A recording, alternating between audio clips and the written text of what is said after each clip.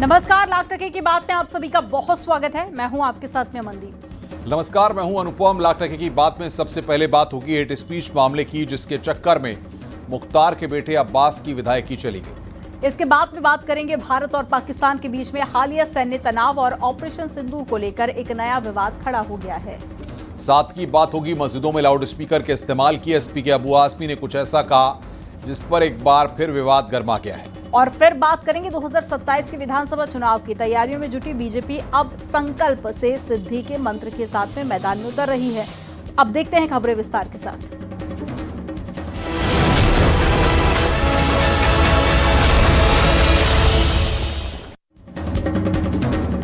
Mafia Mukhtar के विधायक बेटे अब्बास अंसारी को हेट स्पीच मामले में 2 साल की सजा सुनाई गई। शनिवार को एमपी एमएलए कोर्ट ने यह फैसला सुनाया है, जिसके बाद में अब्बास की विधानसभा सदस्यता तत्काल प्रभाव से समाप्त कर दी गई है। इसी से जुड़ी एक रिपोर्ट आपको दिखाते हैं।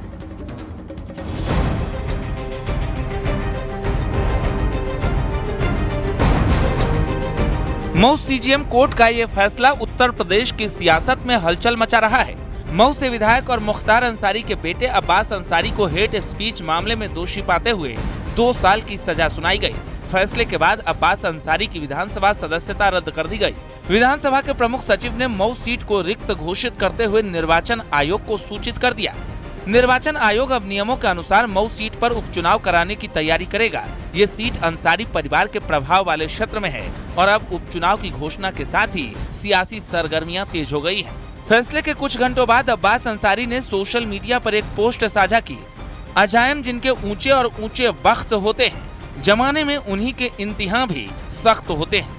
पोस्ट में बताया गया कि अब्बास जो पहले से ही 2 साल से अधिक समय तक विचाराधीन बंदी के रूप में जेल में रह चुके हैं, उन्हें और उनके चाचा मंसूर को कोर्ट ने जमानत पर रिहा कर दिया। पोस्ट में आगे लिखा, अल्लाह जो करता है उसी में बेहतरी होती है। इंसाफ की लड़ाई ऊपरी अदालतों में लड़ी जाएगी। हमें देश की न्यायपालिका और संविधान पर पूरा भरोसा है। इस फैसले को जवाबदेही की दिशा में एक बड़ा कदम माना जा रहा है और ये सजा अब्बास अंसारी के सियासी करियर के लिए बड़ा झटका है। लेकिन जमानत ने उन्हें कानूनी लड़ाई जारी रखने का मौका दिया है, जिससे अंसारी परिवार का सियासी प्रभाव फिर से चर्चा में है। Bureau report, news 18।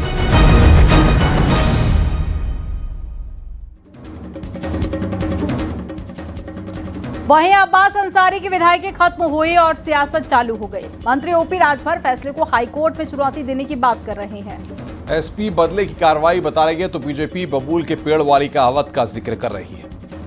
पार्टी खुद जाएगी।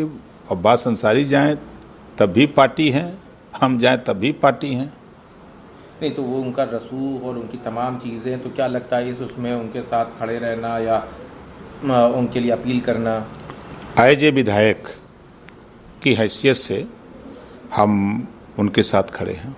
मौजूदा सरकार के द्वारा लगातार विपक्ष के नेताओं की सदस्यता खत्म की गई है और बड़ी तादाद में खत्म की गई है, जिसका हेट स्पीच पे जो दोषी बना दिए जाते हैं। बीजेपी के दर्जनों नेता ऐसे हैं जिन्होंने संविधान की धज्जियां उड़ा दी। आज तक कभी भी उन पे मुकदमा तक नहीं दर्ज हुआ, उन पे कोई कार्रवाई नहीं की गई। जो बोया पेड़ बबूल का तो आम कहां से होए। जब अब्बास अंसारी गुंडई की भाषा, धमकी की भाषा का प्रयोग करेंगे तो निश्चित तौर पर सजा तो भुगतनी ही पड़ेगी। और न्यायपालिका ने पूरा ट्रायल कंप्लीट करने के बाद उनको 2 वर्ष की सजा सुनाई है। लोक प्रतिनिधित्व कानून कहता है कि 2 वर्ष या उससे ज्यादा की सजा अगर कोर्ट सुनाती है तो उसी समय से उनकी विधायकी या सांसदी समाप्त मानी जाएगी, सदस्यता समाप्त मानी जाएगी। और ऐसे में ऐसे व्यक्तियों का लोकतंत्र में निश्चित तौर पर सदन में आना बहुत दुर्भाग्यपूर्ण होता है, जो गालीबाजी का प्रयोग करते हैं, जो धमकी की भाषा का प्रयोग करते हैं, गुंडागर्दी का प्रयोग करते हैं। भारत और पाकिस्तान के बीच हालिया सैन्य तनाव और ऑपरेशन सिंदूर को लेकर एक नया विवाद खड़ा हो गया है। सीडीएस जनरल अनिल चौहान ने सिंगापुर में दिए एक इंटरव्यू के बाद में कांग्रेस अध्यक्ष मल्लिकार्जुन खड़गे ने मोदी सरकार पर देश को गुमराह करने का आरोप लगाया। आपको रिपोर्ट दिखाते हैं।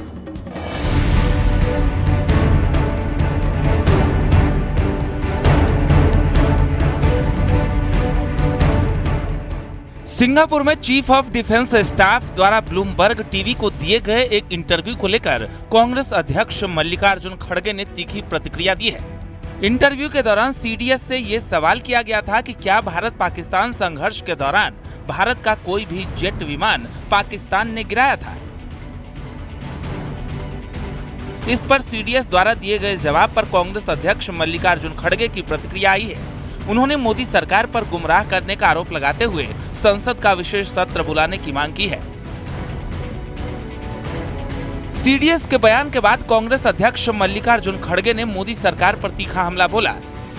खड़गे ने सोशल मीडिया पर लिखा कि सीडीएस के इंटरव्यू से कई अहम सवाल उठे हैं जिनका जवाब जरूरी है। ये तभी संभव है जब संसद का विशेष सत्र तुरंत बुलाया जाए। खड़गे ने आरोप लगाया कि मोदी सरकार ने देश को गुमराह किया है और अब युद्ध का कोहरा छट रहा है। खड़गे ने भारतीय वायुसेना के जवानों की बहादुरी की तारीफ की, लेकिन कहा कि सरकार को नुकसान और युद्ध विराम की शर्तों पर सफाई देनी होगी।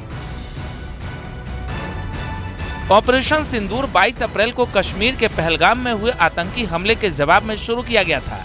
भारत ने इसके लिए पाकिस्तान समर्थित आतंकियों को जिम्मेदार ठहराया, जिसे पाकिस्तान ने खारिज किया।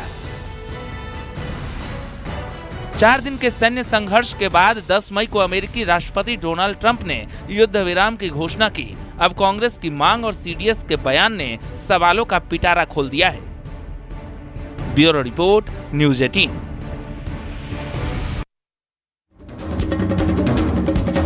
और सीडीएस के बयान के बाद में कांग्रेस की सियासी चाल पर बीजेपी एक स्वर में हमलावर है। वहीं कांग्रेस कारगिल की तरह समीक्षा समिति की मांग कर रही है। कर चल रहे हैं कि इस पर चर्चा होगी, बहस होगा पार्लियामेंट में। विपक्ष के साथ भी विश्वास में लेना चाहिए प्रधानमंत्री को।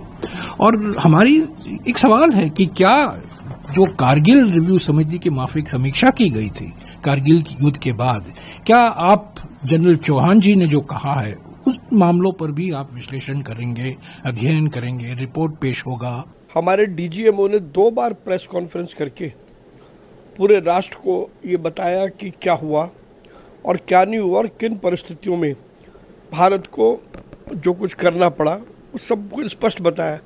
मैं समझता हूँ उसके बाद किसी प्रकार के कोई सवाल की या कोई संदेह की गुंजाइश नहीं रह जाती है। ज़बरदस्ती मल्लिकार्जुन खड़गे और कांग्रेस के वो नेता जो पूरे तौर पर रिजेक्ट हो गए हैं, वो अनावश्यक रूप से इस मुद्दे को लंबा कर रहे हैं, उसकी आवश्यकता नहीं है। कि इनका माइंड कांग्रेसियों का पहले से ही देश के खिलाफ है और इसलिए ऐसा बयान ये देते हैं। और मैंने पहले भी कहा था कि इनके बयान से सबसे ज्यादा खुशी की लहर पाकिस्तान में दौड़ती है। आगरा में लोकमाता अहिल्याबाई होलकर की 300वीं जयंती कार्यक्रम मनाया गया। इस मौके पर मुख्य अतिथि के रूप में उपराष्ट्रपति जगदीप धनखड़ शामिल हुए। कार्यक्रम में सीएम योगी भी शामिल हुए। हरियाणा के राज्यपाल बंडारू दत्तात्रेय रामशंकर राव शिंदे भी शामिल हुए। उपराष्ट्रपति सीएम योगी आदित्यनाथ ने दीप प्रज्वलित कर कार्यक्रम का शुभारंभ किया। आज डबल इंजन की सरकार प्रधानमंत्री मोदी जी के नेतृत्व में उन सभी कार्यक्रमों को व्यवस्थित तरीके से आगे बढ़ाने का कार्य कर रही है। लखपति दीदी का कार्यक्रम हो, बेटी बचाओ बेटी पढ़ाओ का कार्यक्रम हो, मातृ वंदना का कार्यक्रम हो, फिट इंडिया मूवमेंट का कार्यक्रम हो, या फिर देश के अंदर स्वास्थ्य के क्षेत्र में, शिक्षा के क्षेत्र में आत्मनिर्भर भारत के निर्माण को लेकर के ये जितने भी अभियान हैं, या फिर काशी में काशी विश्वनाथ धाम, अयोध्या में राम जन्मभूमि पर भगवान राम के भव्य मंदिर का निर्माण, या फिर महाकाल में महाकाल के महालोक का निर्माण, केदारपुरी और बद्रीनाथ धाम के पुनरुद्धार का कार्य हो, या सोमनाथ मंदिर और रामेश्वरम के मंदिरों पर किए जाने वाले नए कार्य, ये सभी उसी श्रृंखला की अगली कड़ी है जो भारत की आज की आवश्यकता को एक नई पहचान दिला रही है। लोकमाता अहिल्याबाई होलकर की जयंती समारोह में शामिल हुए उपराष्ट्रपति धनखड़ ने सीएम योगी की तारीफ की। उपराष्ट्रपति ने कहा कि सीएम योगी पूरी यूपी का काया पलट कर डाली, आने वाली पीढ़ियां याद करेंगी। मैं उत्तर प्रदेश के मुख्यमंत्री के संदर्भ में भी कहना चाहूंगा, जो लोकमाता अहिल्याबाई होलकर ने किया, उत्तर प्रदेश के आज के मुख्यमंत्री ने उत्तर प्रदेश की काया पलट दी। काशी विश्वनाथ, अयोध्या और सभी जगह मथुरा सहित यह काम होगा। आने वाली पीढ़ियां मुख्यमंत्री के इस काम को उसी तरीके से स्मरण करेंगी जिस तरीके से हम आज लोक माता अहिल्याबाई होलकर को याद रखते हैं। 2027 के विधानसभा चुनाव की तैयारियों में जुटी बीजेपी अब संकल्प से सिद्धि के मंत्र के साथ मैदान में उतर रही है।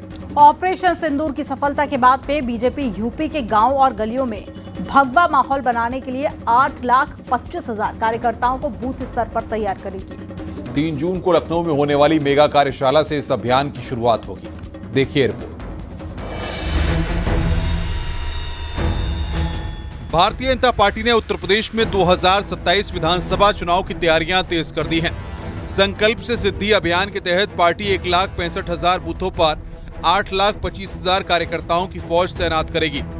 ऑपरेशन सिंदूर की सफलता को जन जन तक पहुंचाने के लिए बीजेपी गांव में ग्राम पंचायत चौपाल और शहरों में मोहल्ला चौपाल का आयोजन करेगी। यूपी में विधानसभा चुनाव की तैयारियों में जुटी भारतीय जनता पार्टी अब संकल्प सिद्धि मंत्र को लेकर हर गांव मोहल्ले में चौपाल करेगी और यूपी भारतीय जनता पार्टी के 8,25,000 से ज्यादा कार्यकर्ता गांव गली में मोहल्ला चौपाल करते नजर आएंगे। 3 जून को लखनऊ में बीजेपी की मेगा कार्यशाला होगी। 5 जून तक यूपी के सभी 74 जिलों में कार्यशालाएं होंगी। इन कार्यशालाओं में बीजेपी के सांसद, विधायक, मंत्री और पदाधिकारी हिस्सा लेंगे। 9 जून को सीएम योगी और भूपेंद्र चौधरी लखनऊ में प्रेस कॉन्फ्रेंस कर इस अभियान की प्रगति और रणनीति को साझा करेंगे। संकल्प से सिद्धि तक भारतीय जनता पार्टी कार्यक्रम चलाने जा रही है। इसके लिए हम हर गली चौपाल, हर नुक्कड़ तक हम जाएंगे, जनता से संवाद कायम करेंगे और भारत की गौरव यात्रा और नरेंद्र मोदी जी के नेतृत्व में जो भारत आज विश्व की एक बड़ी आर्थिक महाशक्ति, एक सैन्य महाशक्ति और एक हर व्यक्ति को रोजगार, काम, गरीबों के लिए तमाम योजनाएं, इन सभी चीजों को देखते हुए भारतीय जनता पार्टी के इस कार्यक्रम को जनता का पूरा सहयोग प्राप्त है। बीजेपी का यह अभियान 2027 के लिए रणनीतिक कदम है। ऑपरेशन सिंदूर की सफलता और योगी सरकार की सख्त छवि को भुनाने की कोशिश हो रही है। ऐसे में संकल्प से सिद्धि के मंत्र के साथ बीजेपी उत्तर प्रदेश में भगवा लहर फैलाने की पूरी तैयारी में है। यानी कि विधानसभा चुनाव को लेकर भारतीय जनता पार्टी पूरी तरीके से तैयारियों में जुट गई है और बीजेपी इसको लेकर गांव, गली, कस्बे, जिले, विधानसभा हर जगह पर गांव चौपाल, मोहल्ला चौपाल, कस्बा चौपाल और जिलों में कार्यशालाएं करेगी। कैमरामैन मनोज शाही के साथ संकेत मिश्रा, न्यूज़ 18 लखनऊ। मस्जिदों में लाउड स्पीकर के इस्तेमाल पर एक बार फिर से विवाद गर्मा गया है। एसपी नेता और महाराष्ट्र विधायक अबू असीम आजमी ने बीजेपी पर मुस्लिम समुदाय को निशाना बनाने का आरोप लगाया। मस्जिदों में लाउड स्पीकर पर अबू आजमी के बयान पर अयोध्या के संतों ने करारा जवाब दिया है। देखिए हमारी रिपोर्ट।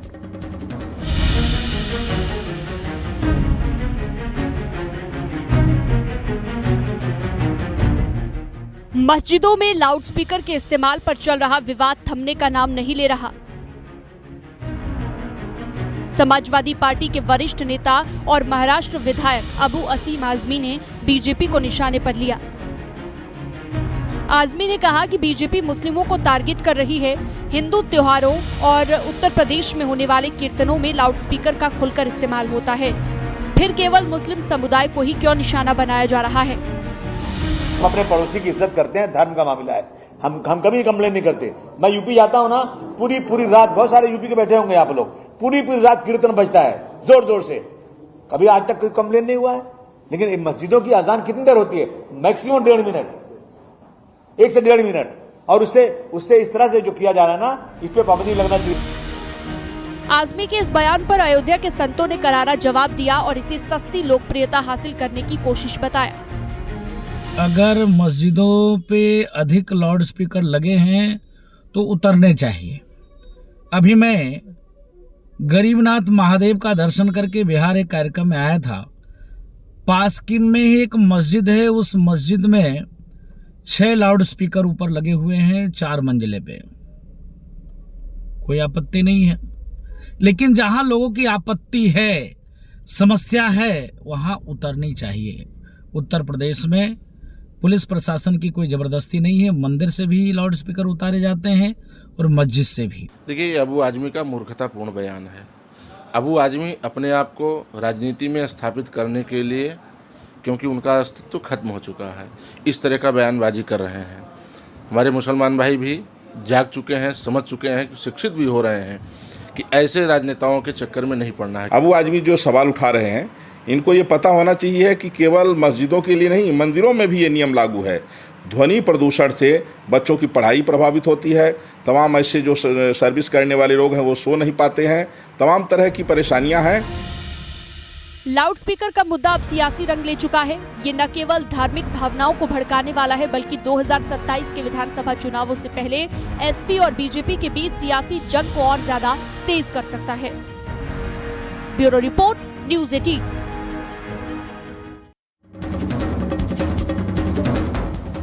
बकरीद से पहले कुर्बानी पर देश भर में सियासी बहस छिड़ गई है। जहां वीएचपी ने बकरीद पर होने वाली कुर्बानी पर सवाल उठाए हैं, तो वहीं पर कथावाचक धीरेन्द्र शास्त्री ने कुर्बानी को संस्कृति के खिलाफ बताया है। आपको रिपोर्ट दिखाते हैं।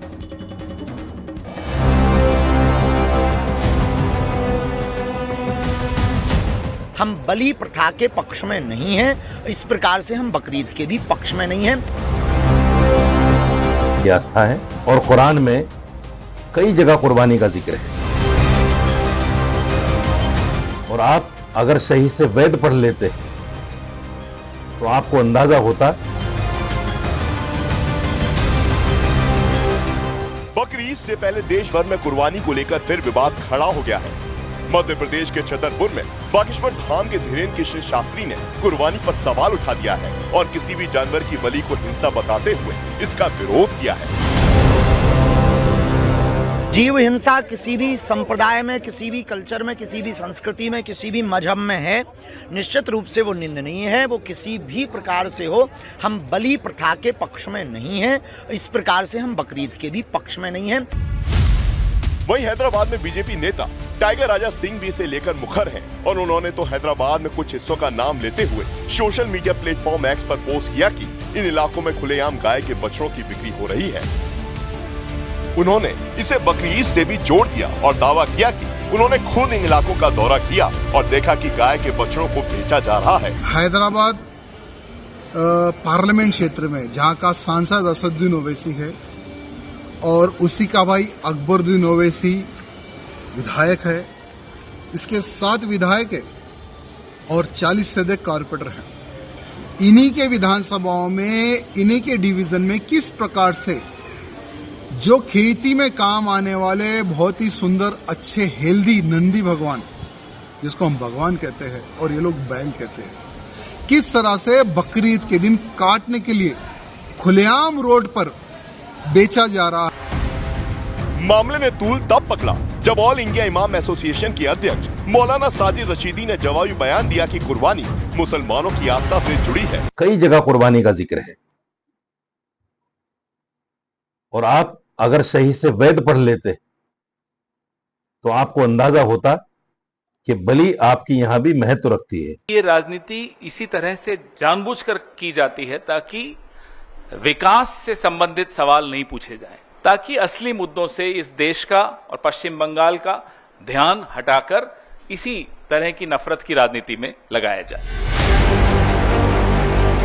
कुर्बानी एक ऐसा मसला है जो मुस्लिमों के लिए परंपरा और आस्था से जुड़ा है, तो पर्यावरण प्रेमियों के लिए बेजुबानों की आस्था के नाम पर हत्या करने से जुड़ा है, जबकि सियासत के लिए मजहबी टकराव का मुद्दा है।